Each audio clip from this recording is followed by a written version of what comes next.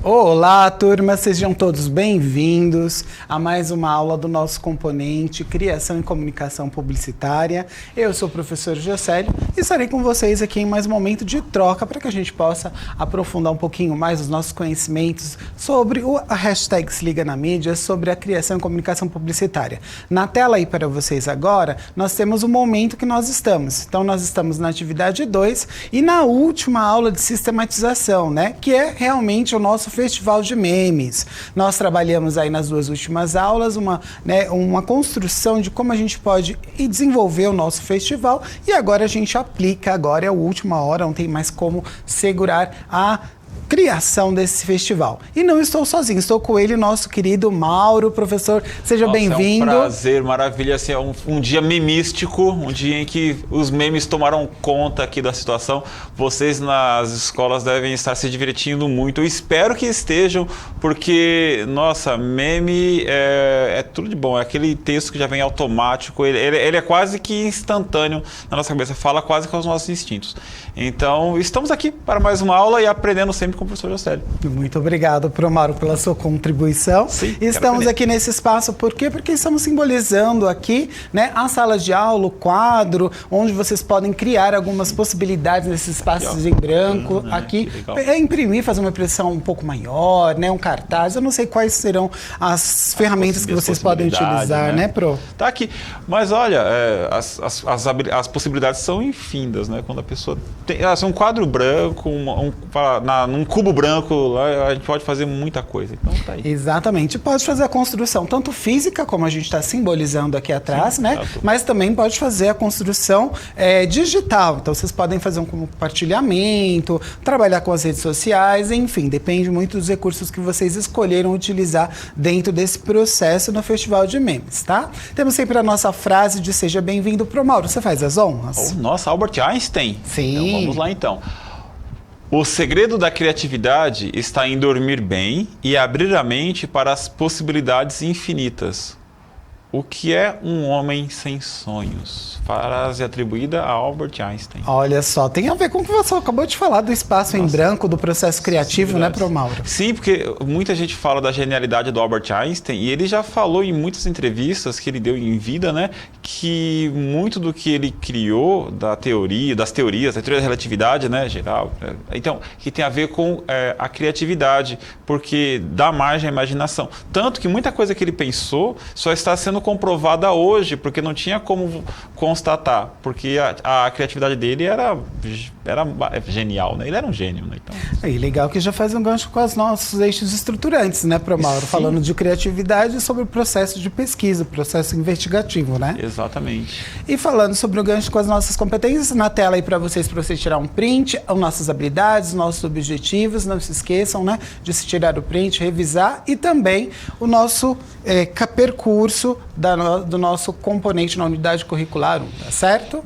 Gente, não se esqueçam dos materiais também, estamos na aula 15, os materiais que vocês tiverem com relação a uma sala de aula e também os recursos que a unidade escolar traz, tá certo? Revisando isso, vamos retomar o nosso assunto da aula passada. Pesquisamos e refletimos sobre como construir um festival de memes. Relembramos o conceito de curadoria e de produção cultural. Nós falamos um pouquinho, Pro Mauro, na aula anterior, de como a gente não pode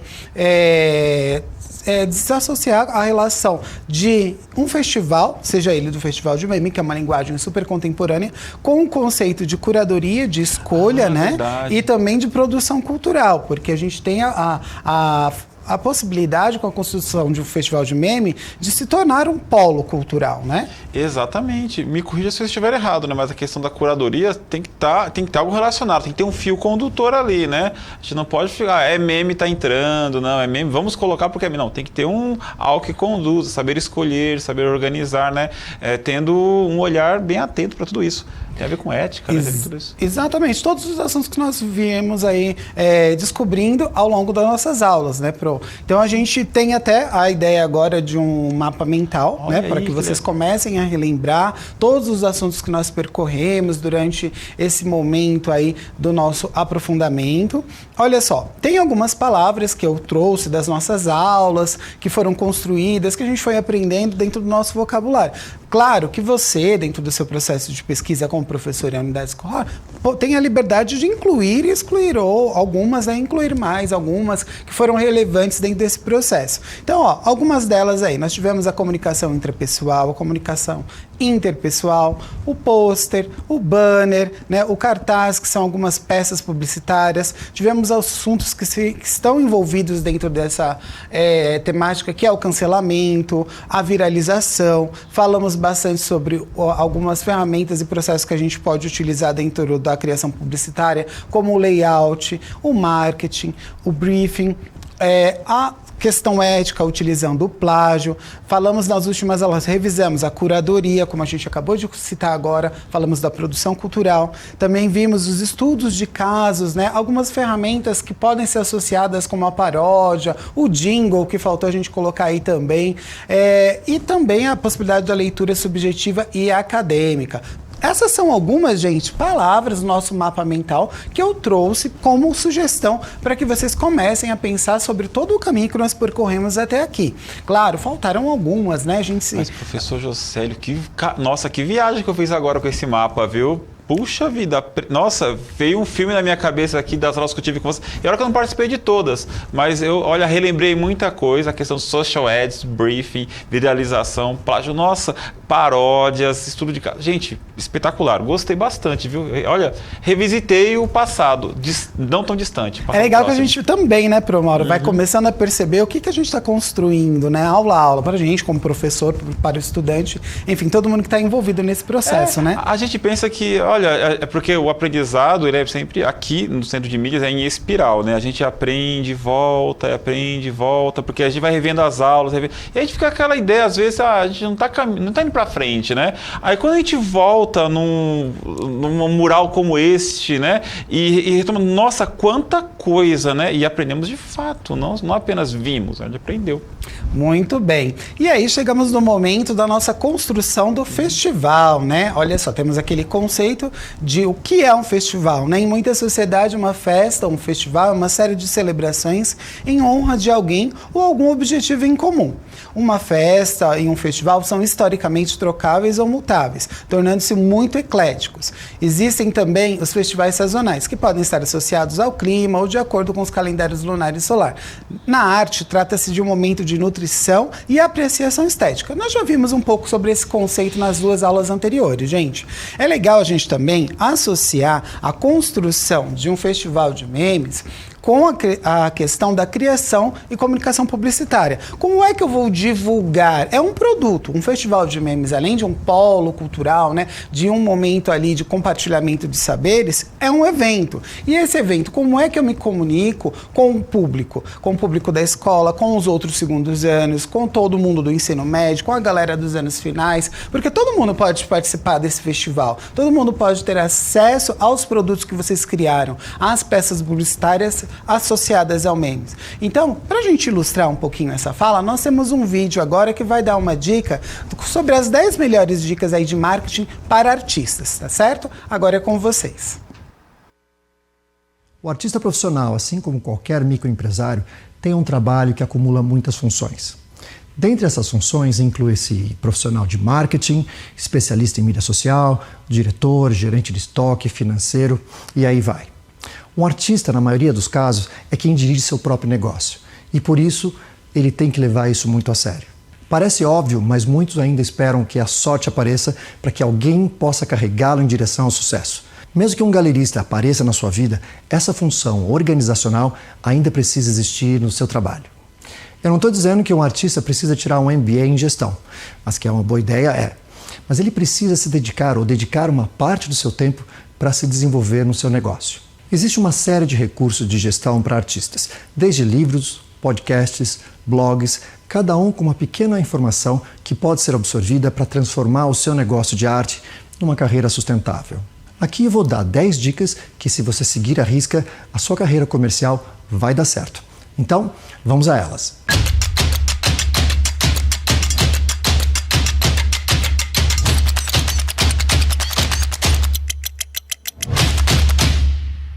Dica número 1.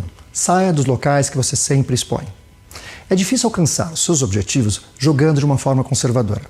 Sair daquela zona de conforto e parar de expor com a mesma turma de artistas ou naquele restaurante local é importante. Mesmo que você já exponha no MASP, no MAN, é sempre legal continuar pensando em sua próxima etapa e saber quando é a hora de sair da zona de conforto e seguir em frente. Expanda para aumentar o seu mercado. Dica número 2. Envolva-se com a comunidade artística local. Você vai aprender um monte de coisas diferentes conectando-se com outros artistas. Vai ganhar novos contatos, descobrir oportunidades e ganhar confiança nesse processo. Mais importante ainda, outros artistas vão te oferecer suporte e também vão servir de torcida. Essas conexões têm um papel importante no seu sucesso. Dica número 3. A sua arte é o ponto principal do seu marketing. Não distraia as pessoas usando fontes extravagantes, botões complexos no seu site ou logotipos exagerados. Abandone tudo isso distrai as pessoas do seu trabalho.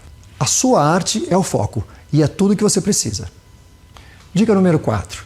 Invista na qualidade fotográfica do seu trabalho. As fotos da sua arte precisam ter pelo menos a mesma qualidade dela, se não melhor. Como eu já te falei, a sua arte é o ponto focal e a apresentação dela é tudo. Não use cenários sofisticados e certifique-se que a sua câmera esteja enquadrada corretamente. Você não vai querer que nada distraia as pessoas do seu trabalho. Dica número 5. Faça uma programação do seu marketing para manter o foco. É difícil definir a melhor programação de marketing, mas é importante você ter um direcionamento do que você vai fazer diariamente. Um plano torna o marketing mais simples e gerenciável, permitindo que você expanda os seus negócios com mais eficiência. Ele mantém você focado, evitando divagações do que você deveria fazer para que, uma vez cumprida a tarefa, você possa se concentrar e ter mais tempo criando a sua arte. Dica número 6. Teste o seu marketing para obter o melhor resultado. É importante testar continuamente as suas táticas e manter apenas o que está dando resultado. Fique de olho no que gera mais engajamento das pessoas e invista seus esforços nas coisas que dão bons resultados. Quanto mais engajamento você cria para o seu blog, newsletter, mídias sociais, mais vendas você vai terminar fazendo. É importante saber o que está funcionando, então teste. Olha, é importante saber que uma ação de marketing nunca pode ser pontual. Ela precisa ser constante para que haja algum resultado. Eu já vi muita gente dizendo que fez um comercial e não teve nenhum resultado. Uma ação de marketing tem que ser persistente e consistente. Mas eu acho que eu sempre falo isso em todos os meus vídeos. Dica número 7. Promova a sua arte. Você é a pessoa mais qualificada para falar sobre a sua arte. Ela não fala por si mesma, então você precisa ser o grande divulgador do seu trabalho. Antes que outra pessoa menos qualificada faça isso por você. Para reunir conteúdo e trabalhar na narrativa da sua arte, comece com um registro diário do seu trabalho. Faça um rascunho, faça uma agenda. Procure escrever uma declaração de artista convincente e que fale sobre o seu trabalho. Esses textos são as melhores ferramentas promocionais que você pode ter. Dica número 8. Valorize a sua lista de contatos. As pessoas que você conhece são especiais e têm uma chance muito grande de se tornarem suas apoiadoras e compradoras. Então, uma dica é conhecer mais pessoas. Mantenha uma lista de contatos organizada e atualizada e use-a para mandar novidades sobre o seu trabalho. Isso vai ajudar você a manter o seu público conectado. Dica número 9. Dedique-se a produzir consistentemente. Se você não estiver produzindo arte de forma consistente, não vai ter nada para mostrar para o mercado. Não tenha medo de incomodar as pessoas mandando e-mails semanais mostrando o seu trabalho. Como colecionador, eu adoro receber e-mails com fotos bonitas de artistas que eu gosto. Lembre-se de que você é um artista. Sua carreira é produzir arte consistentemente. Dica número 10. Leia tudo o que você puder sobre marketing e vendas. Essa em si não é bem uma dica de marketing, mas é a solução dos seus problemas. Então eu vou contar como sendo uma dica. Existem pessoas que ainda subestimam a leitura e como ela é transformadora na vida de um empreendedor. Se você se propuser a ler um livro por mês sobre esse assunto, seus problemas de dinheiro estão acabados. Eu garanto. Olha só, gente, depois de 10 dicas como essas aí, né, valorosas para a gente conseguir desenvolver a divulgação do nosso festival, não tem como dar errado, né, pro Mauro? Nossa, verdade, né? E a gente pode utilizar essas dicas para muitas outras áreas que não é apenas a arte, mas assim, para o festival em si, a gente tá aí com o caminho aberto. Exatamente. Gente, o Promauro falou sobre o fio condutor. Nós vamos retomar um pouquinho sobre esse assunto agora, rapidamente aí para vocês. Por que é importante termos um fio condutor? Olha só, pense que o foco é a criação e a comunicação publicitária. E não somente o meme pelo meme. Busque um fio condutor para as produções selecionadas por você pela sua turma. Então, voltando ao que o Promauro tinha falado sobre o fio condutor, qual que é a temática que vai permear, né, o festival de vocês? É um festival que vai falar sobre saúde, sustentabilidade, é um festival que vai falar sobre um meme que associado a marcas, um meme associado à política, um meme associado a questões sociais. Então, você tem que definir junto com a sua turma qual que é o fio condutor de vocês, porque assim vocês conseguem definir qual é a persona, qual é o público-alvo, e aí tem uma objetividade e um olhar mais direcionado, né, Promauro? Eu acho muito bacana aquelas exposições, as bienais, né, que elas colocam um título, né? E esse título é quase que um desafio para o artista, né? Então, é muito bacana esse desafio para o artista e depois nós, enquanto público, irmos até a exposição, ao festival e percebermos o fio condutor, né? Ver como é que foi a interpretação que o artista deu para aquele desafio que foi dado pelo curador, né? Por quem propôs. É muito bacana. Nossa, é um exercício legal para todos. Eu acho que é muito bacana. Nós gostamos de arte, né? Isso é maravilhoso, sensacional. É verdade, o Promauro. E para ilustrar a fala do Promauro, nós temos aqui um vídeo que vai falar um pouquinho sobre como a gente alinha o nosso fio condutor, né? Então, é promovendo uma exposição de arte e vendo qual é o fio condutor. Vamos tentar perceber qual é o fio condutor dessa exposição, por exemplo?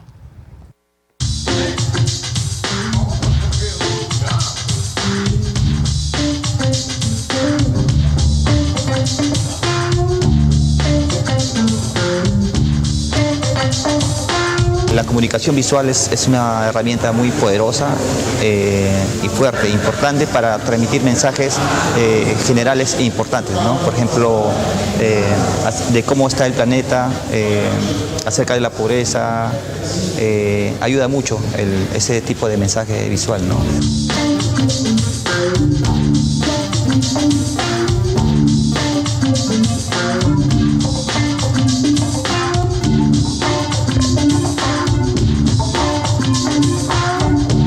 Essa exposição, né, exatamente no dia que faz 4 anos, né, que se aprovou na Assembleia Geral da ONU os Objetivos do Desenvolvimento Sustentável. E essa exposição, né, ela está absolutamente alinhada, né, de uma forma crítica, de uma forma que nos faz pensar sobre todos esses desafios globais que temos aí para enfrentar.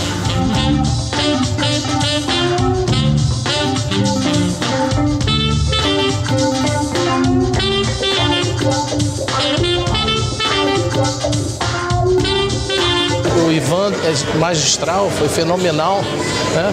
Que ele coloca com uma sutileza, de uma forma subliminar, problemas muito sérios, de uma forma que você entra nessa obra, entra nas obras do Ivan. O Ivan, ele soube captar muito bem o espírito desses ODS, né?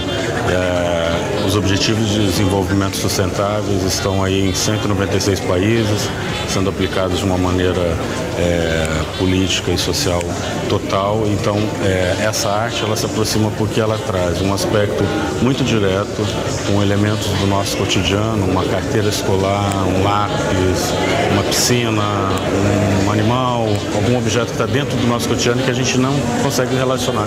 E um artista como ele consegue trazer isso de uma forma tão simplificada e objetiva. Isso é fácil de ler, fácil de entender.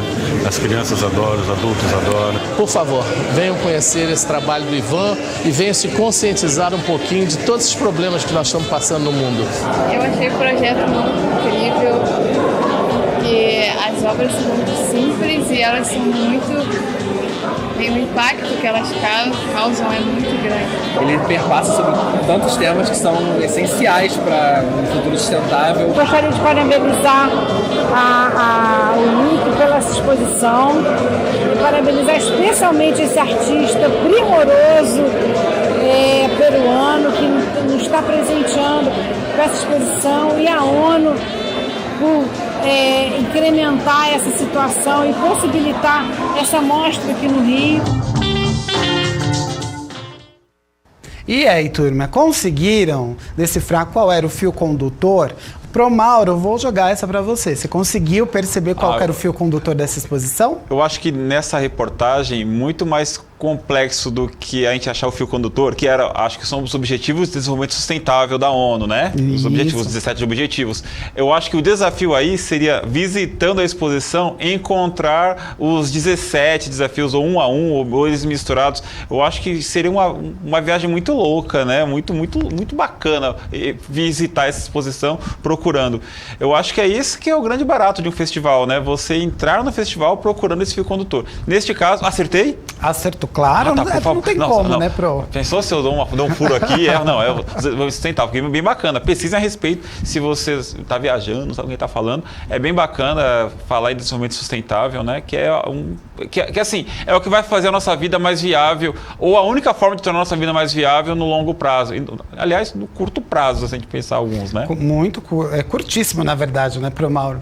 E, gente, pensando nisso, nós estamos no nosso momento de protagonismo juvenil. Então, o Pro Mauro trouxe aí algumas possibilidades, né, de vocês já exercerem esse protagonismo juvenil, visitando alguma exposição que se relacione com essa linguagem que nós estamos conversando agora neste momento, né, que é a criação e comunicação publicitária através da apropriação dos memes. Então agora a gente pode começar a explorar as possibilidades na rede. Olha só, então a gente tem o Festival de Memes Publicitários, né, porque é a nossa proposta promover esse festival como uma premiação com base na pesquisa realizada nos momentos anteriores. Cada grupo elegerá um meme publicitário para concorrer aos prêmios. O objetivo é consolidar o que foi vivenciado até aqui a partir da leitura de cada estudante.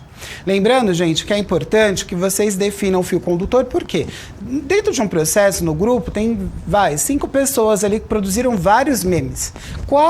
Quais são os memes relevantes para este fio condutor? Então, por isso que o trabalho de curadoria, ele é muito importante atrelado ao fio condutor, tá certo? Então, você sabe como começar a montar o Festival de Memes? A gente conversou um pouquinho nas aulas anteriores, então é legal que vocês tirem um print e retomem das duas aulas anteriores, tá certo?